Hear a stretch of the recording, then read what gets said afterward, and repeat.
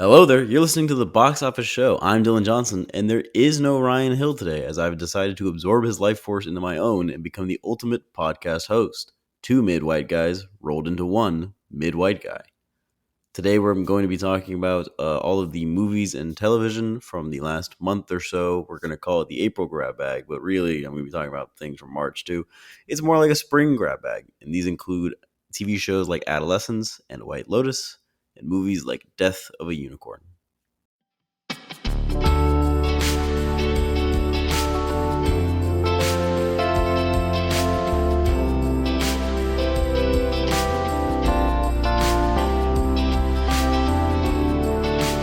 Straight into the box office breakdown for May 2nd to May 4th, coming in first, to nobody's surprise, in its debut, the newest outing for the MCU, Thunderbolts. It made $74.3 million domestically in its opening, which is a little bit of tepid waters for an MCU film for an opening. Not terrible. There have been worse ones. The Marvels, certainly significantly lower.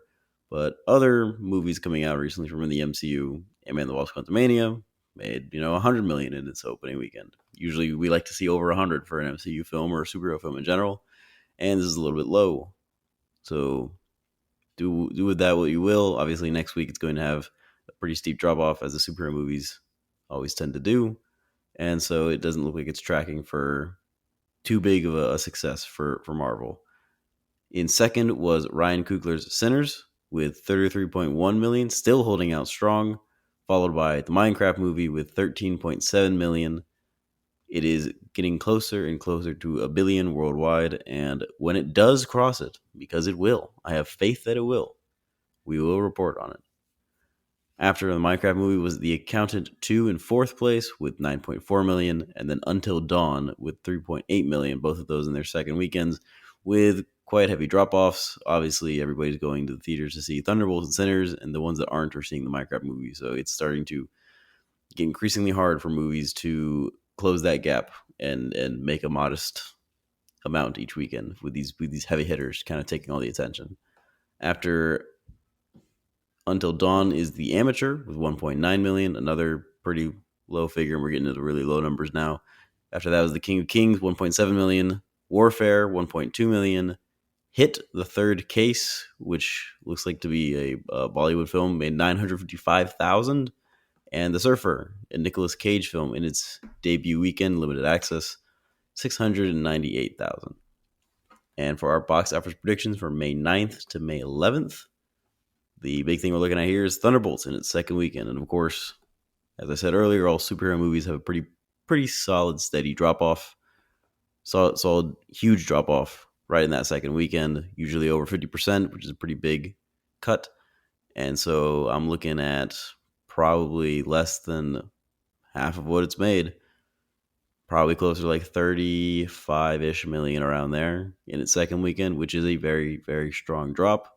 And it's just going to keep getting lower and lower after that. So we're looking at like maybe ending up close to around 300 million range domestically if they're lucky, probably closer to 250, and maybe 400 worldwide at the end of its run, 400, 500 around there, which overall, not very strong. Now let's get into our main segment. We'll be talking about movies that I saw over the last month or so, mostly in April, although I did see some of these in March because our last grab bag was, of course, in February, so I'm kind of just filling in the gaps here. And I'm going to start with Death of a Unicorn. Now, this is a movie I got to see in theaters, and it came like moderately recommended from the internet. I mean, it's had very, very mixed reviews, very, very average reviews, which wasn't very promising. It has a very good cast, of course: Paul Rudd, Jenna Ortega, Will Poulter, Tia Leone, Anthony Carrigan, Richard E. Grant. Very, very good people here showing up that are always great in a scene, that are always fun to watch. And it was written and directed by Alex Sharfman, who I don't think I've heard of him before this movie. I think he's mostly made some short films and worked on as an additional crew on some other big films like The Witch. But overall, I'm going to be honest, I think I liked it more than most people did. Reading reviews online and other people's letterbox scores and things like that, and official reviews from journalists and whatnot, they seemed to not like the film, and I thought it wasn't half bad.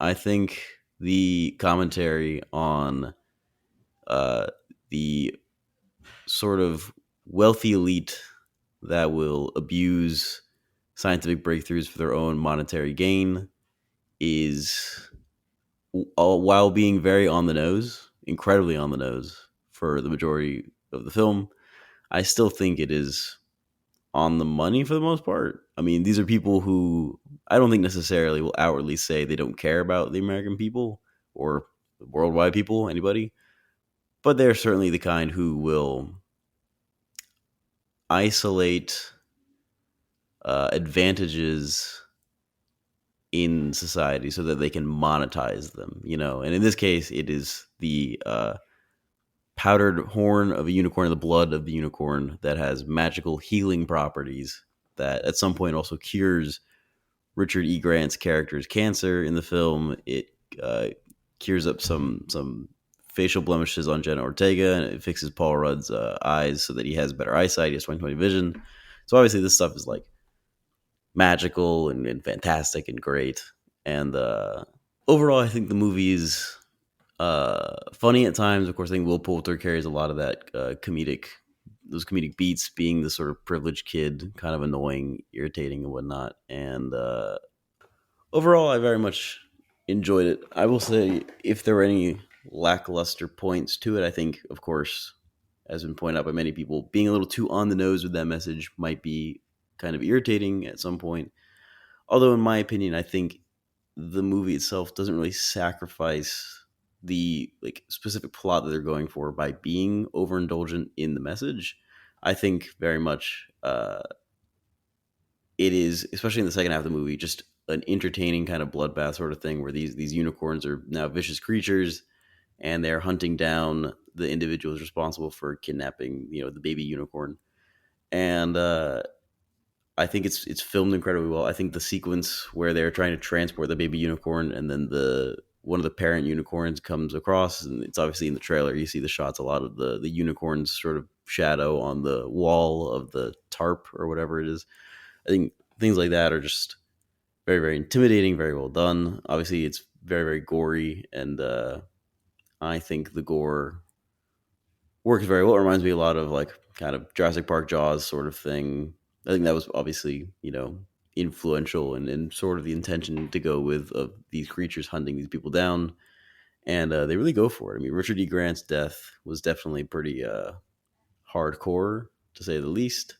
I think, you know, these are very, very terrifying creatures. In my opinion, I was very intimidated watching them on screen. It was intense for me. I enjoyed it quite a bit. Uh, Again, it is very overindulgent in the message that it has, which can certainly be irritating at times, and not just. I guess really, I enjoyed the movie. I just wish I could have liked it more. It's not really something that's going to like sit with me for a while. For a movie that like indulges in a message very, very obviously for the entire length of the film, it like it doesn't sit with me for longer after the film. You know, I kind of just don't really think about it afterward. And the only things that are kind of memorable to me are the action sequences, which I think are well done. So I guess I don't really think the message lands. I think part of it has to do with it being so on the nose. I think part of it has to do with being a little bit too overindulgent in the comedy at times and not taking itself seriously enough, I guess. And then the ending itself, I think I'm not sure. I think the whole father daughter thing between Paul Rudd and Jenna Ortega is a little forced for the sake of the plot. You know, having like more of a purpose about introducing Jenna Ortega's character and then giving that conflict between them. I think it it just the relationship they have, it just doesn't land for me like I would like it to, and I wish I just cared about them as like a father daughter duo just a bit more because I just don't really care that much, unfortunately. Overall, I thought it was okay. I think I was entertained in the moment. I had fun. I had some laughs. I had some shocks because I was a little shocked by how gory it was, and I think it was worth a watch. I don't think there's anything too horrible to say about it. So, in terms of ranking it out of unicorn horn impalings out of five, I give it a three. Three unicorn horn impalings out of five. The next thing I'm going to talk about is The Rehearsal. This is a show by Nathan Fielder that came out last year. Its first season did, or 2 years ago. My apologies. And oh no, 3 years ago, didn't it? It's been a while. I should look that up. The Rehearsal. Yeah, 3 years ago. 2022 is when it aired originally, and now Nathan Fielder has returned after the long wait with a new season of The Rehearsal. Obviously, the plot of the show is Nathan Fielder is using his seemingly unlimited resources to create elaborate rehearsal type situations that he can put real people in so that they can confront reality using realism, sort of, which I think is I've always thought is like an interesting concept, and I mean he dabbles in it a little bit in Nathan for You, and he really goes like all the way out for The Rehearsal. And the first season when I saw it took me by storm. I loved it. I thought it was fantastic. I thought it was genius. The question of whether something is reality or just realism, how much of it is actually Nathan like leaning into the bit, how much of it is just written out and staged. Uh, it's like a great magic trick, really, to kind of see what he's doing here. It's I think someone referred to it as docufiction almost, because it is very much documentarian and a lot of it's in a lot of the ways it goes about itself, but at the same time, it does have like very much staged moments in it, and I think the combination of the two culminates in a great way to convey the message that they're trying to convey. Which in the first season is just to sort of set up the concept itself and to question how effective realism can be when trying to compete with reality. And now that he's accomplished that in the first season, we now move on to season two that he's doing now, where he can tackle a specific issue for an extended full season length period of time. Now that you are aware of the world that Nathan Fielder kind of lives in, and you're aware of how he operates in the confines of the show, and the topic he has chosen is air flight disasters and preventing air flight disasters. And of course, the thing that he highlights in the first episode is uh, the clear correlation between communication in the cockpit and air flight disasters. And he does this greatly with a long montage of giving several examples where actors are performing the actual scripted words, well, scripted for the actors, the actual words that the pilots were saying according to the black box that was recording them at the time of their crash, and then showing how their interactions in the cockpit have sort of caused these disasters, and how his resources with HBO and with his experience creating lab rehearsals can create simulations for pilots to endure to make them more comfortable expressing themselves and expressing safety concerns and preventing disasters by increasing clear communication between the captain and the co-pilot. And what a concept. It is, of course, airline disasters are very topical this year, which is wildly a coincidence since he must have been filming this for years. It is very, very fortunate that, well, not fortunate because airline disasters are not fortunate, but it's fortunate for Nathan Fielder that a very hot button topic right now is airline disasters and what is going on with airline companies like Boeing, lining up sort of with the topic he has chosen to center his entire second season of a show around. So I think that is fantastic and sort of a great little nugget of coincidence that has happened for Nathan Fielder here. Of course, the only episodes I've seen so far are the first three, and I have to say, so far, it is just a vast improvement upon what I already thought was a great season of television from the first season. He has taken the idea that he started with and he's running wild with it. And what is interesting is while the first season was dealing with this sort of realism versus reality concept, now he's fully past that sort of dialogue that he was having with himself in the first season. He is saying that he has been successful with using realism to create real change, and he is like fully on board of being like a simulation expert and creating these elaborate scenarios for real people to endure, to change their lives for hopefully the better. And the conflict that I think he's going through in this season, because the Nathan Fielder character that he's playing always has to go through his own conflict as well for the entertainment of the audience and for like the complexity of the show, is that he's trying to convey a serious topic while being known for being an unserious person. And I think it ties into the communication between the pilots fairly well, because it's basically it's all about just how can individuals get across a point in an appropriate manner? How can co-pilots convey what they mean and not uh, create a difficult situation for themselves while also maintaining the safety standards that they're supposed to maintain, as well as how can Nathan Fielder convey his thoughts on air traffic safety while also creating an entertaining comedy show for HBO, because he has to do both. Obviously, HBO is paying him money to make a comedy show. He has to make a comedy show, but he also wants to be taken seriously somewhat. And so he has to now kind of toe a very fine line of making funny content, but then also taking this somewhat seriously, which is sort of the conflict of the first episode. And then it starts to turn. The first episode, I think, a very bold choice is that he's spoilers for the second season of the Rehearsal. Uh, the first episode, he's kind of intentionally leaning away from jokes. It is still very, very funny. There are very, very funny moments, but he's not necessarily leaning into the humor as much. He's trying to lay the foundation for what the season is going to be, which I think is a very strong idea about that whole conflict of trying to be serious while also trying to be funny at the same time and trying to just get a point across. And then, of course, once episode 2 and episode 3 roll around, then he starts to pull back the layers and bring out some more comedy aspects for the show, which, of course, it needs. And it is just, I have not laughed that hard in such a long time. I've been watching Curb Your Enthusiasm a lot, and I've been laughing a ton watching that show, but nothing has been making me laugh as hard as The Rehearsal season 2.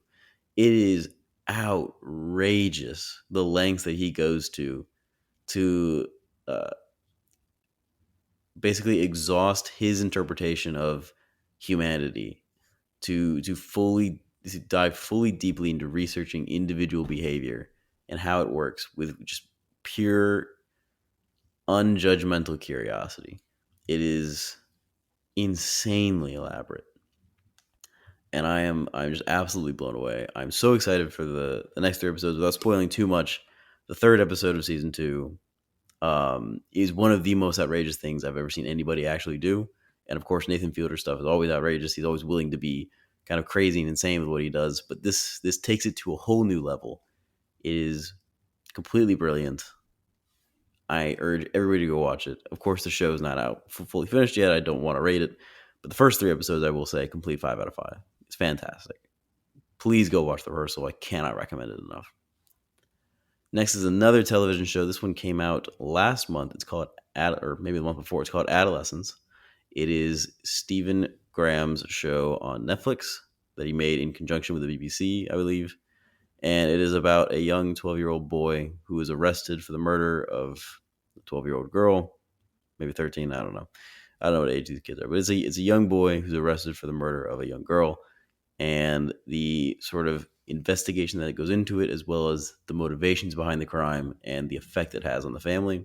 It's told over 4 episodes, and each of the episodes are the gimmick of the show is that each of the episodes are oneers, and so it takes place in real time. It's one full shot, supposedly, is the idea. Of course, there are cuts in there. It's not actually one shot, but it's supposed to appear as though one shot is occurring, and it takes place in real time. So I don't know.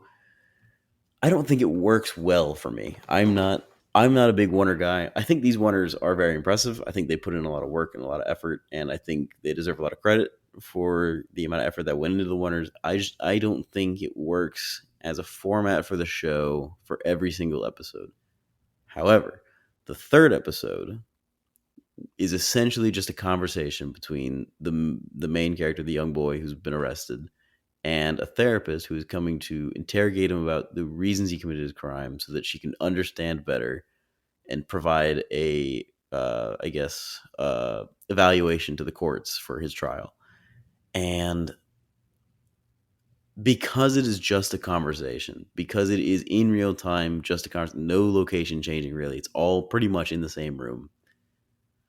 I think that works well as a oneer, and I think it is by far the best episode and the most entertaining. I think the dialogue is fantastic, and I was glued to the screen for the entirety of that episode, completely engaged. It is 45 minutes to an hour long, and it's just a conversation between two people, and I think that is incredibly impressive because it's difficult. It's difficult to hold attention with just a conversation, which, I mean, I'm saying that now, and I do a podcast that is essentially a conversation between me and Ryan, and our whole idea is that we're trying to be holding your attention.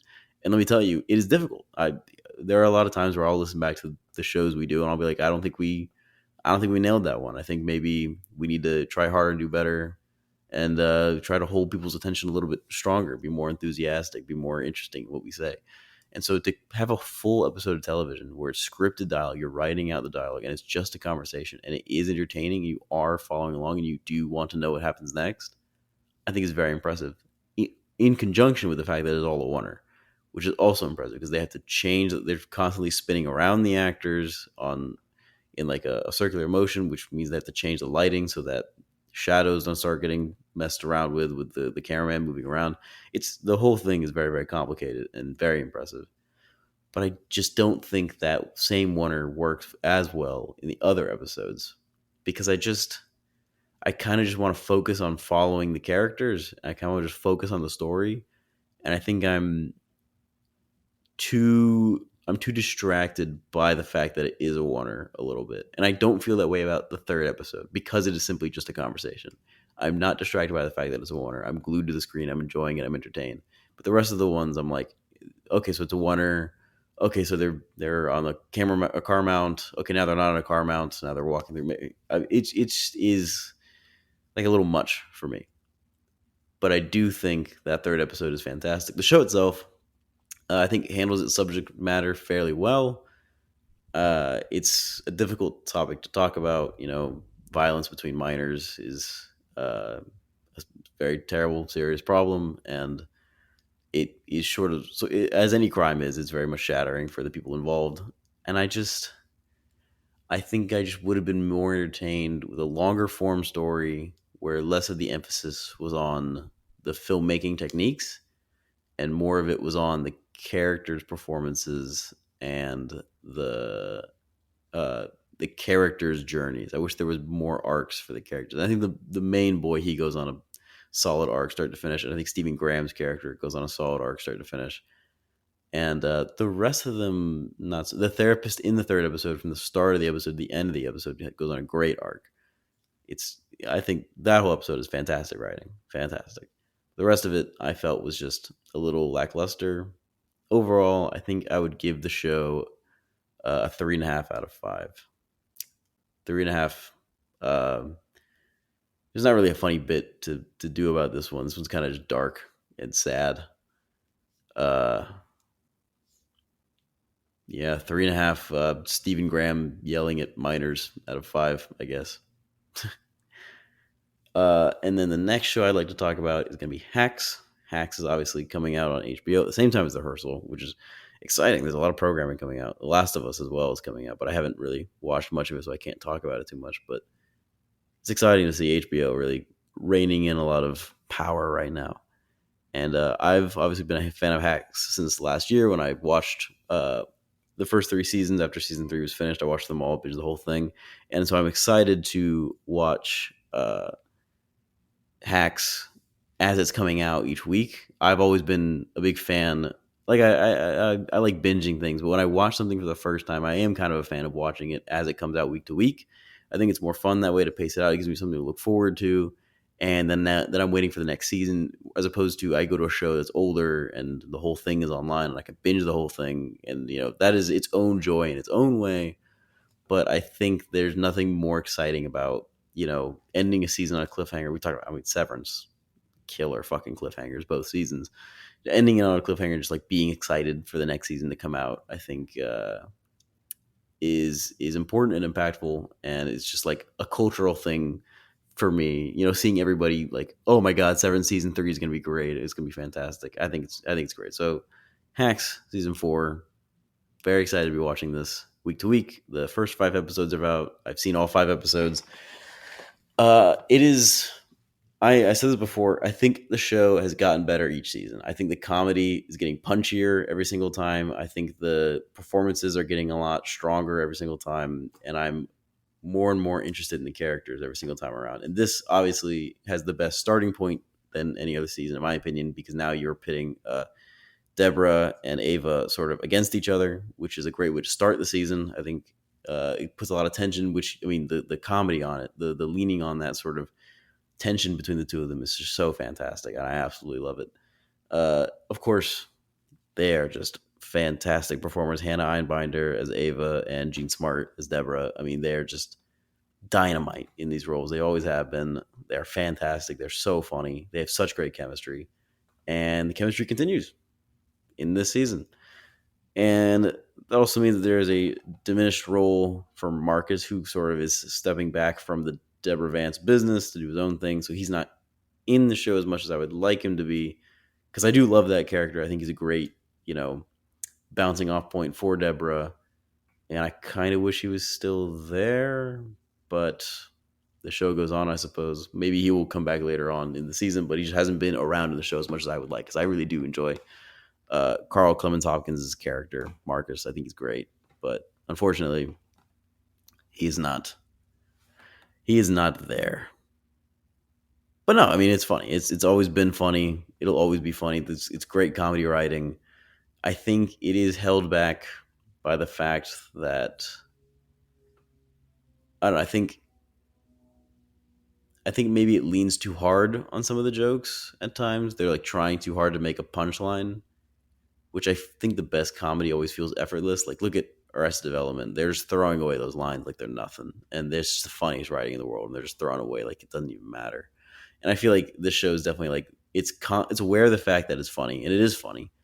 And I think it sometimes lands its lines a little too hard on occasion because it knows it's going to be funny.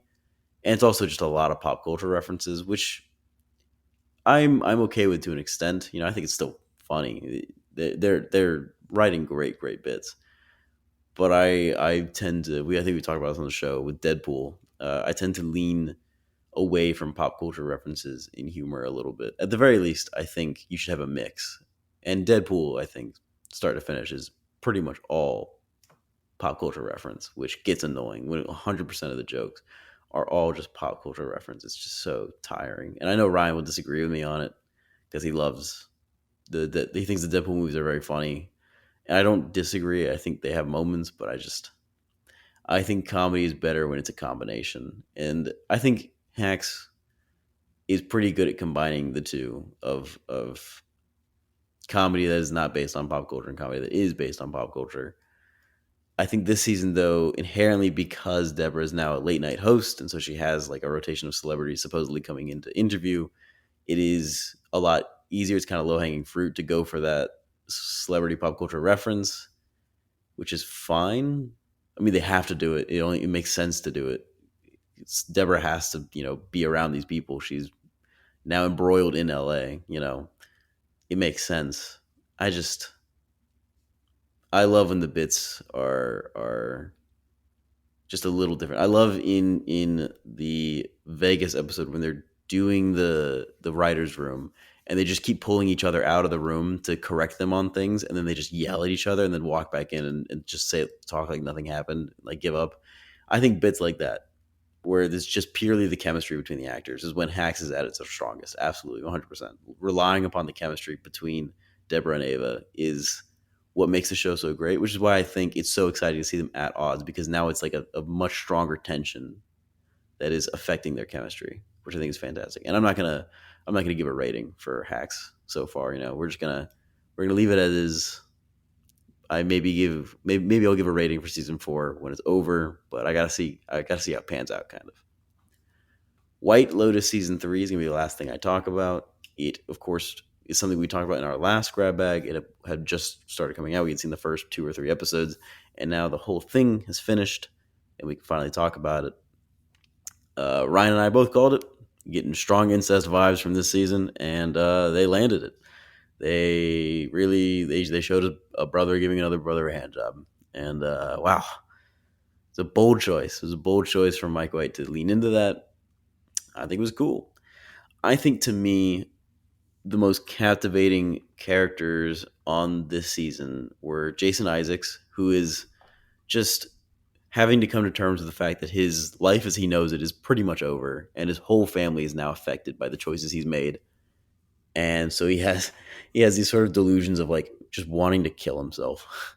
I think it is really, really fun to watch him perform and just sort of be a little delusional. I think he's a great actor, and I think he's fantastic in this role. I think he should win an Emmy, 100%, absolutely. And then the other group that I thought was the most interesting was the girls on their trip: Leslie Bibb, Michelle Monaghan, and Carrie Coon.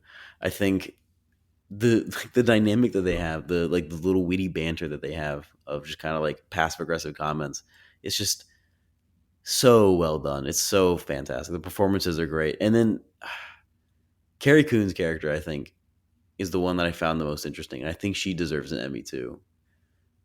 I love the speech that she gives at the end of the show. I think in the last episode, where they're all kind of like trying to reconcile, and I think Leslie Bibb says something a little superficial, and I think Michelle Monaghan says something a little superficial, and then Leslie Bibb is like, or I mean, Carrie Coon is like, she's just like so open and honest and vulnerable, and she says that she like tried to fill her hole with work, like her life with work, and it didn't work out. Like she tried to like fill the relationship, it didn't work out. Tried to fill it with work, it didn't work out, and like she is like around these two people who that they've like been fighting with each other this whole time. They've passive aggressive with each other the whole time, talking about each other behind their backs the whole time. She says that she just feels like she can be herself, like she's a kid again around them, and it like makes her feel good, I guess. And I think her monologue is just so fantastic. It broke my heart. I like teared up watching her perform it. I think it's fantastic. If you're gonna watch season 3, watch it for Jason Isaacs and Carrie Coon. I think they are the two strongest features in the whole season. I think Walton Goggins and Amy Lou Wood, their whole storyline, I think is interesting.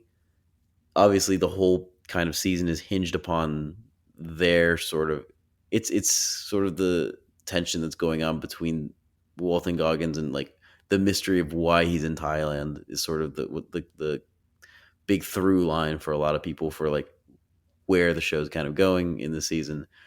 And I have to say, I think everything to do with Sam Rockwell uh, is very, very interesting. I think the monologue he gives is very good. I'm not like well written. I'm not 100% on Sam Rockwell's performance. I think him performing the monologue was really, really great.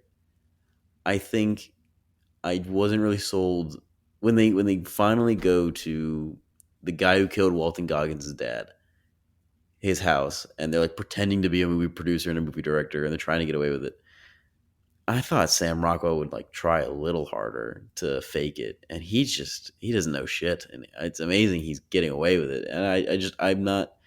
He's like being a little like comedic relief in the scene a little bit, and I'm not like it's not a vibe to me.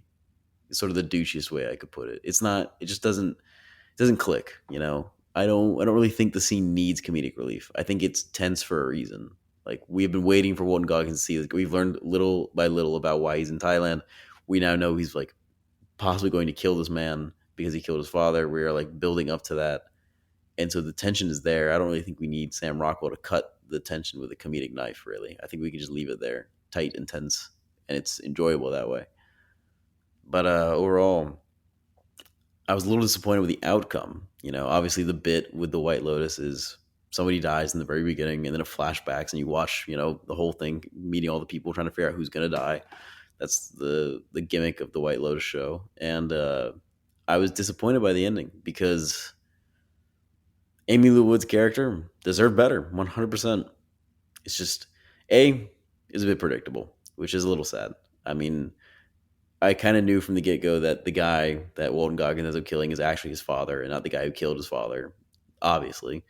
And I thought Amy Lou Wood and Walton Goggins dying as a result of that choice was also kind of obvious. It's just kind of where it was leading. And it's just a little disappointing. I think the season two twist, season one and season two were better. I think Murray getting killed in the first season, Murray Bartlett getting killed in the first season was great, and then in season two, having having uh, uh,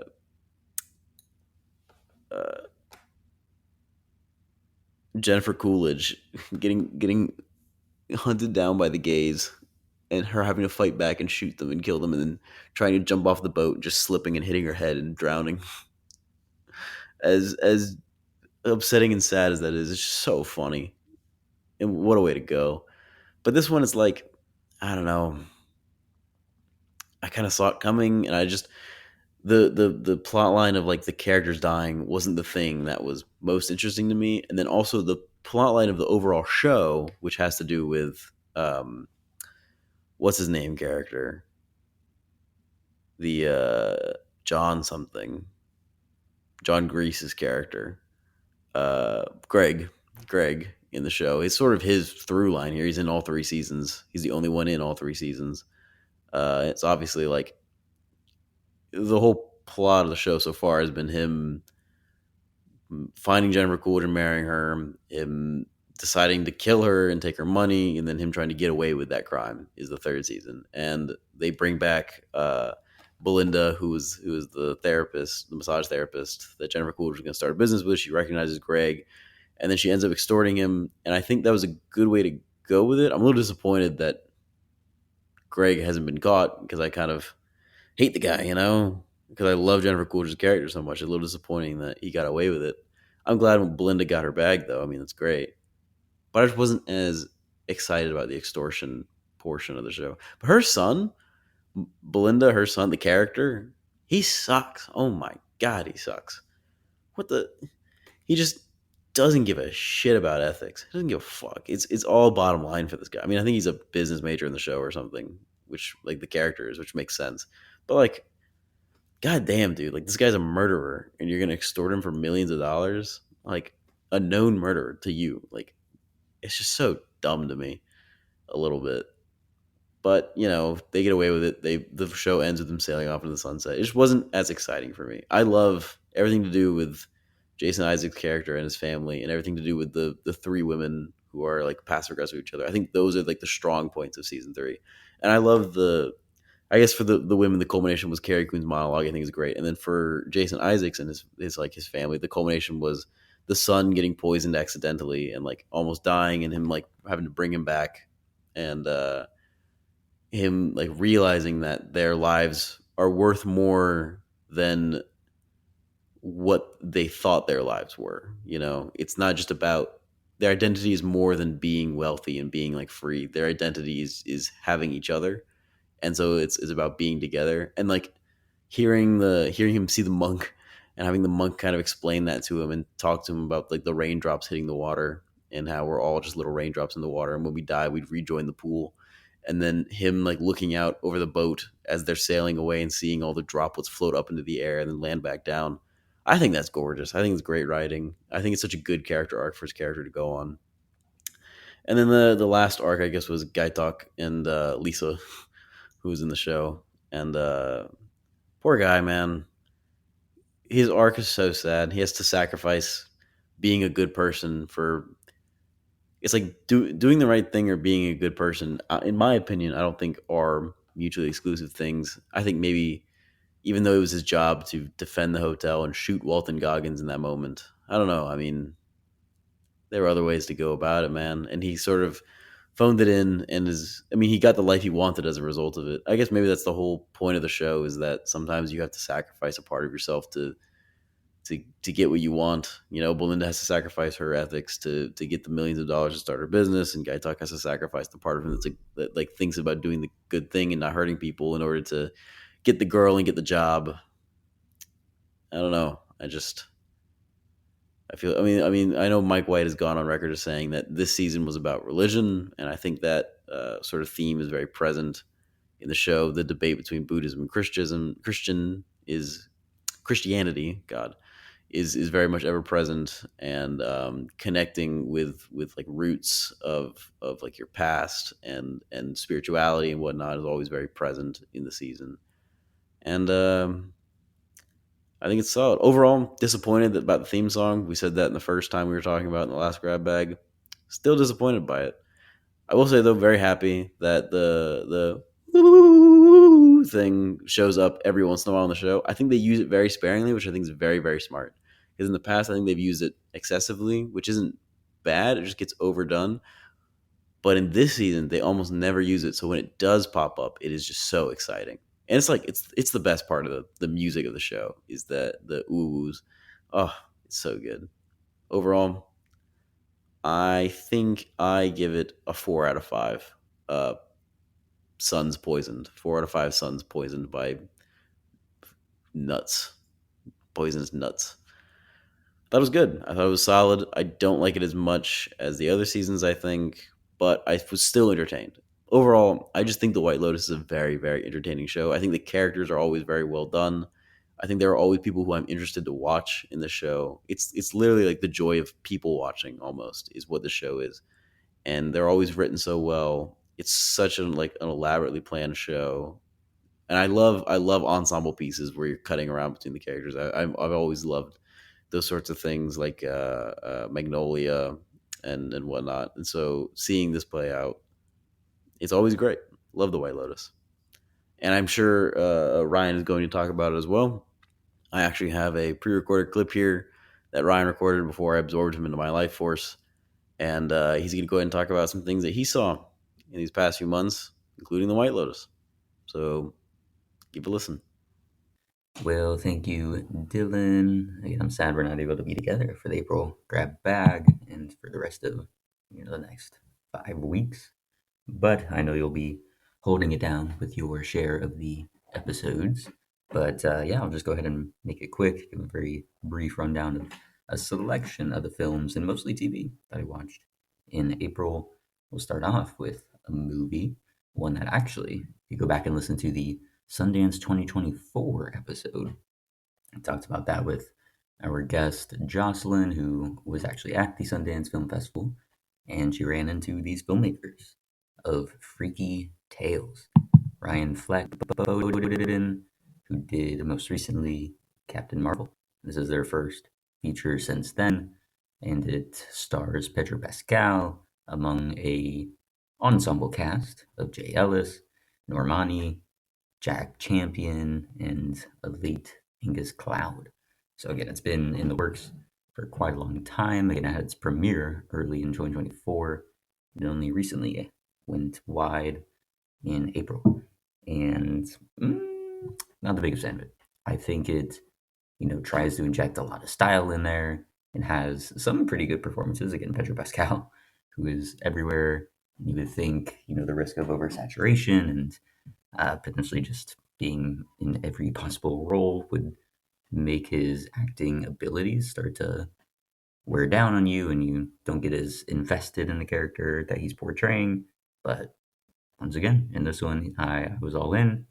He's fantastic, playing a criminal basically that's about to try and get out, and then him and his pregnant wife get confronted by the son of one of the people that back in the day he took out as part of his criminal underworld doings. And so, yeah, that portion of the story I thought was, but it's fascinating because that one was the more serious and more dramatic element.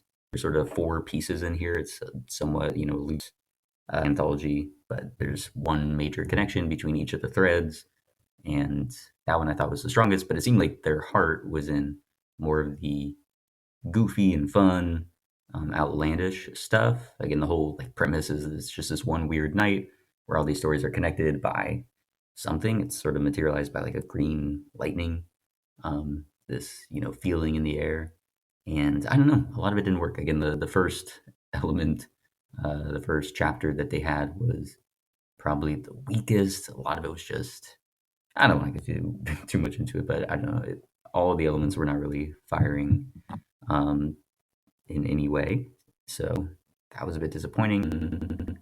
I thought was pretty enjoyable, pretty fun, lighthearted. It was about this rap duo that gets invited to a club to be part of this rap battle. And, initially it's set up as they're going to get clowned on, but then they're able to make a stand and fight back. And so that was cool, but it just felt very disconnected from the rest of the story.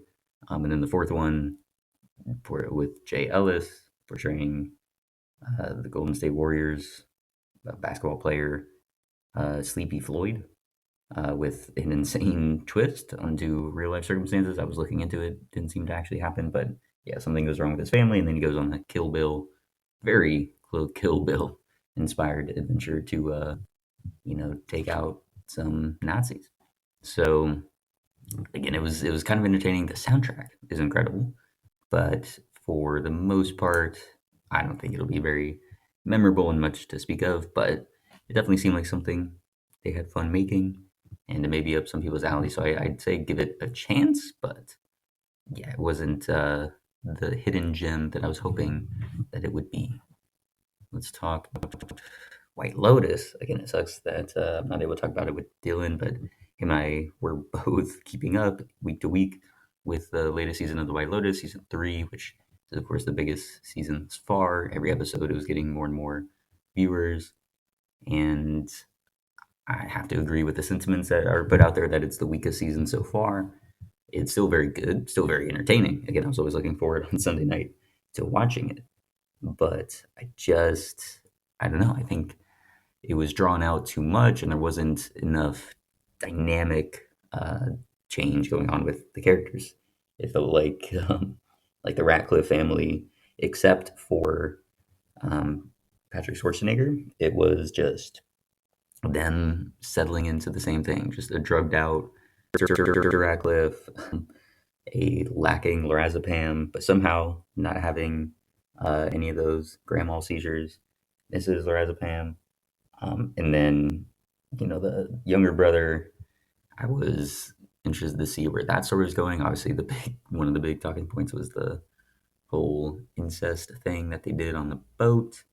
But the ramifications for that for the older brother were very compelling. And then I think they could have gone more into the younger brother stuff, but that didn't really materialize. And then Piper was, I think, just a non-entity for most of the show. But the very last episode, when she does sort of decide, like, no, I do like being a pampered princess, much to the delight of the Mrs.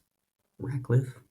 It was it was a great payoff. Like that was just phenomenal acting. Again, we're gonna see nominations from this show. I also just felt it was more focused on the like murder mystery. I need to go back and see season one and season two, but to me, that felt less prominent. But this one, it just felt like there were so many, misdirects and red herrings and so much focus. I mean, now they're doing like visions of people getting shot and, 1,000 Chekhov guns per episode. And I don't know, that to me was never like the strong suit. It's a very good way to sell this, vacation, uh, getting rich people together and doing a social commentary with very appealing locations. But I don't know, the murder mystery part was never like the trilling figure, and it feels like they went all in on this one. And I just thought, I don't know, the way it materialized. Spoilers for people that haven't seen it, but having Walton Goss, Amy Lou Wood, just some of the character choices there at the end of the shootout going on and then we're holding hands, that just didn't quite click. I did really like the trio of friends, the lifelong friends, but that sort of got wrapped up earlier in the episode, and then they were left without much to do except happening to be at the shooting, and then when they're on the boat back, there was sort of no fallout for that. Same with the Ratcliffe stuff. I really, obviously, we know how each of them would react. There's a whole point there about they're like, yeah, I don't think I could live without being rich. But I feel like we should have seen a little bit more of the reactions and then people putting things together. I mean, Lachlan nearly died. You think he would have, connected the dots there and been like, oh, we all were drinking this thing, and then I drank the remnants of it and woke up to my dad being dead. He'd been acting weird all week. Maybe it had something to do with the us losing all our fortune, and I feel like there would have been more of a family discussion as a result of that. So it's one of those things where like, okay, yeah, we do know in a way what their reactions would be, but I think it's a good payoff to let us actually see that, let us see that play out. So I don't know, it was very enjoyable. Again, I'd probably give it a 3.5 overall. Oh, back to free details, I'd give that a 2.5 uh, danger zones out of 5. Um, I know with White Lotus, we'll have three iguanas or lizards or whatever it was that she was so terrified of, Belinda. But good for her for getting that money and getting out of there. Um, but yeah, so I to season 4. Hopefully they get on it right away. Again, this is not a show that I want to see taking 2 years for us to get a new season, but definitely looking forward to more talks about it during Emmy season. Now for the next one, another follow up to what we did in the previous grab bag. I talked about The Pit. We had seen the first maybe 5, 6 episodes. That was another show that every week I was waiting for it every Thursday night. It is like the first medical drama I really watched and paid attention to. My God, it is amazing. It is just really, really, really good. Noah Wiley, he will be getting an Emmy nomination. He may win. We'll see. I mean, I don't know. I don't think White Lotus, any of them individually, had strong enough stuff. Dude, Sam Rockwell, guessed. I guess he would be supporting since he was in more episodes, but probably a lock for the supporting actor one. And they normally put most White Lotus actors and actresses in supporting, but as far as the lead, I don't know what Severance has got going on. I don't know what other shows will emerge, but I think Noah Wiley has the nomination locked down and very may well win. And The Pit, the show, will definitely be nominated for a drama series. It's just great. Again, a little spoiler, but one thing I mentioned was they were possibly building up to a mass casualty event, either with the school shooting or with the Pit Fest going on, and then they do pull the trigger on that. And what a harrowing couple of episodes. Uh, and the show overall, the way that they're able to have some of these like characters pitted against each other, um, it's really well done. Again, it's all in that just like 1 hour, the 24 meets West Wing type deal, where they're all competent people working together in this very tense environment, and every episode is 1 hour, 15-hour shift of hell, and it's done beautifully, like really well done. Again, Dr. McKay, incredible. Robbie is the goat. I really enjoyed uh, my one of my favorite characters was Dr. Mel King. She deserves the world. She's just so incredible, so amazing. Again, every moment with her is a delight. So yeah, incredible. And then this is one thing for season 2. We'll have to see because they sort of left it open ended. But Dana, I believe, the charge nurse, she's fantastic as well. Like again, just the all of the ensemble actors here were top tier, very believable, settled very well into their characters. So I'm hoping that we see a lot of them, but I don't know too much about it. But in the real world, with the interns and med students, they're supposed to be on rotation, and so if we were to come back next year, although I think they confirmed it'll be July 4th, is like the day that the shift will take place on. It wouldn't have all of them returning realistically, but I hope we bring them all back because they were fantastic. So I'm looking forward to that. The next show I want to talk about adolescence, which has become a huge phenomenon, but it was sort of before all the discussion came about it. I had just seen it on Netflix. I saw it was 4 episodes. I watched the little trailer snippet that they have at the beginning and was my interest was piqued with that, and so I decided to watch it. I devoured it in 2 days.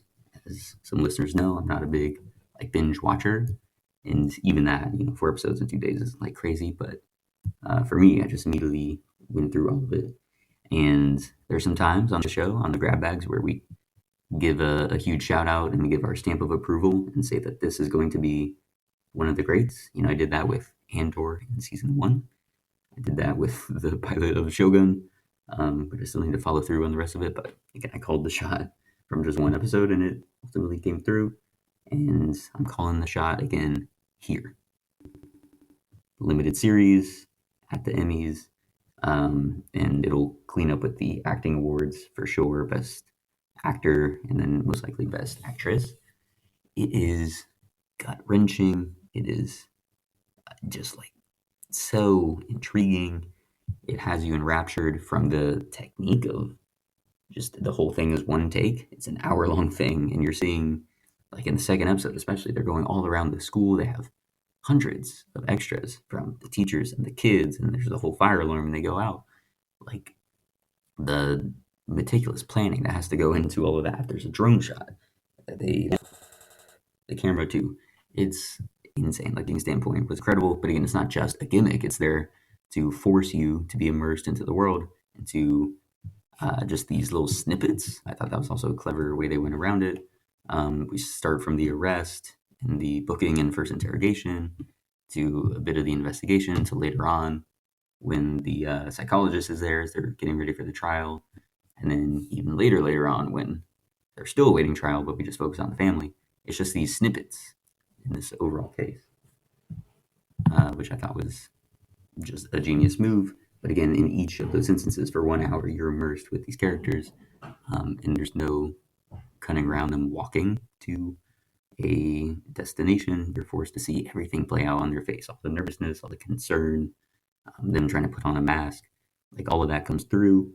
The driving as well. In the season four, obviously, they weren't themselves driving, but just being in that car for 15 minutes and having that whole discussion, like it was phenomenal. And the episode three, which I've seen what 2.5 times, maybe 3 times total, just because it's such a masterclass on everything. Again, using just one take. It's mainly one room. I mean, we go through the hallways and the security room, but it's mainly in one room. Mainly a two-hander between the kid who does a great job with the child acting, and then um, the actress, and again, just like the conversation that plays out there, the way that it's all building up. Again, minor spoilers here. I would say definitely go into it fairly blind because that first episode does a great job getting you on the side of the kid and believing that there's no way that this like innocent little boy would do something so heinous. But then you get to see why, like the cultural reasons why. Again, there's a lot of discussion here of masculinity and social media and how all this stuff is just getting warped, and it's so easy for people to fall victim to these just tragedies. And then in the fourth episode as well, it sort of hammers that home that the parents did the best they could. They have a daughter who's doing great. I think even the last two lines were like, "How did we make her, but also make him? Like what did we do basically?" And she was like, "We did the same thing." Like it was just the way when people are more into society and they are no longer fully under supervision. That's just the way life is. You can't keep track every single moment, every single minute of every single day. You have to trust that they're not getting into terrible circles, and sometimes they do. And situations like this happen where no one wins. Like everyone, like for what? Everyone's life here is ruined, changed forever, and it never, makes any sense. There's no reason for it. It's just terrible. So one thing that I will say against this show is there should have been a fifth episode. That should have had the trial. I don't know that we needed. Again, I think they said what they wanted to say and they sparked the conversation that they wanted. And again, it was brilliant on its own. It's still going to be a 5-star, like masterwork of a limited series. But a trial episode, like closing arguments and the verdict, maybe in another with like deliberation of the people within the um, jury. Like I think that would have been phenomenal, and it is lent so well to the template they already established of the 1 hour, one take. Put us in a courtroom. That would have been fantastic, and then it would have also given us an opportunity to see Katie and her family. Well, I guess not Katie, but Katie's family and how they're dealing with this terrible thing as well. So I wish we would have gotten that. There's been speculation of like a second season, but it may be an anthology thing. I don't know that we need that, but if we do go for it, I think if anything, just for the ultimate closure of seeing how the case plays out. Because again, so much of it they were keeping to the realism of it, showing us the minutia of this kid getting booked and all the things that have to be said to him, the legal rights. Let's see how that plays out in a trial. So we'll see what happens. Maybe it doesn't, but either way, it stands on its own. These 4 episodes as an incredible piece. Definitely can't recommend it enough. You all need to go see it if you haven't already. Then the next point of discussion here, Warfare from Alex Garland. This was pretty equally as upsetting and disturbing as Adolescence, just emotionally like leaving you in an emotional wreck. At the end of it, again, they try and go as far as they can with the realism, and it just was harrowing to say the least. The sound design, especially that they used, the visuals, the acting as well, like all of that comes together just to depict this one single day, this mission that went awry in Iraq 2006 with a troop of American soldiers. And I don't know what you can say other than it does what filmmaking is supposed to do and immerses you into an experience and forces you to just sit in that and deal with all the emotions that the characters are facing there. And it was incredible. The like team, I don't know that I know any of their names. There's no character arcs for them. We don't hear anything about their past, about their families back home. We learn nothing about these people. It's just a snapshot of this terrible situation. Again, the movie's pretty short. It's only 90 minutes. But and the roller coaster that you go on, especially when that first, shell shock sequence happens. And then from there, it's just continuous screaming and bleeding and these people on the verge of dying. And like in real time, you're seeing the PTSD developing. It's, again, just a harrowing depiction of war. And there's been some discourse around it of pro-war, anti-war. The filmmakers Raymond Mendoza and Alex Garland are trying not to take a stance. They're just trying to say this is based on memory. This is just capturing what people went through that were on his team. Raymond Mendoza, it's obviously drawn from his real life and his real experiences. I would say it's pretty obvious when you're watching this that it is not intending to depict war in a fun way, in an exciting way. It's meant to be distressing and terrible and awful for everyone involved, and I think it succeeds on that front.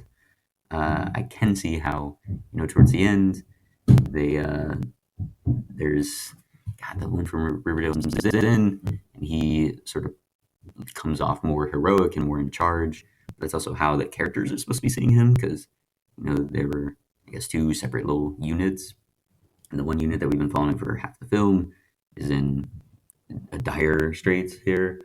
And so when Charles Melton and his unit comes in, that's sort of them feeling that reassurance of, okay, maybe we'll be able to get out of it. So it's understandable that he's portrayed in more like heroic, we got this all under control sort of light.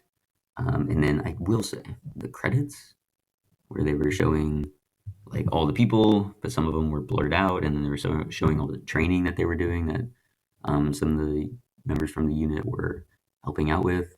I thought that was a little out of place. It seemed a little more like home video or like, oh, let's look back on this thing. And obviously they were doing it to try and capture the realism of it, but just seeing them mimic those maneuvers that they were doing, it just felt a little like too out of place for what they had already established and said well enough in the film itself. I don't think we needed to see them going and reenacting this once again. So that part was a little weird. I can see the criticisms coming from that direction, but for the most part, I think from a filmmaking standpoint, the way it's able to just plunge you into this chaos of this one mission that's gone awry, fantastic. So I'm giving that a 4.5. Shows a 4 out of 5. And then my next and final discussion will be of Revenge of the Sith. I'm not watching Andor yet. Obviously, I would love to be watching it. I think it'll be incredible. Season 2, it already sounds like, is phenomenal. But I'm waiting until I get back from Bulgaria so I can consume all of it and do so on a big screen. Otherwise, I would have to do it on my laptop. And Andor doesn't deserve that. Okay, it deserves the best. So I will be waiting to watch that, even though it's been very painful. What I was able to do before having to leave for Bulgaria is watch Revenge of the Sith 20th anniversary in theaters, and it was phenomenal. Again, sometime soon, probably maybe later this year, next year, we're going to start our Star Wars special extravaganza. But a little hint: Revenge of the Sith. Ever since I was a kid, one of my favorites. I love it. I think it, like, of the prequels, it's obviously the highest tier. Obviously, prequels are shrouded with nostalgia, so I'll always look at them fondly.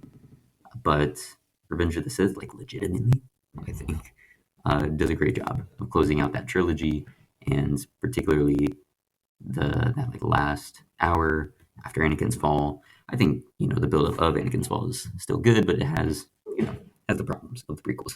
We'll say that, but towards the end, I think it really comes together without a doubt. And even if it didn't, even if I didn't think there were some like objectively great choices that they make there, I just love it so much. Like, I know the story like the back of my hand from watching it so many times and so many iterations, playing the games as well. Like, it's just so ingrained in me that experiencing that on the big screen for probably the very first time, at least that I can remember, whether I was 5 or not, seeing it in theaters, I don't know, but seeing it again on the big screen was delightful. So, yeah, Revenge of the Sith. Can't wait to talk more about that in depth in our Star Wars extravaganza episodes. But it's a winner, man. It's top tier. But all right, that's everything for me that I'll shout out in April. I can't wait to come back later in the summer, do a little rewind on all the stuff that I've been missing, including Andor, including Last of Us. All that stuff should be exciting. But until then, see you guys. Have a good one. And actually, in honor of Revenge of the Sith, I'll drop, since I wasn't able to at the top of the episode, I'll drop a hello there.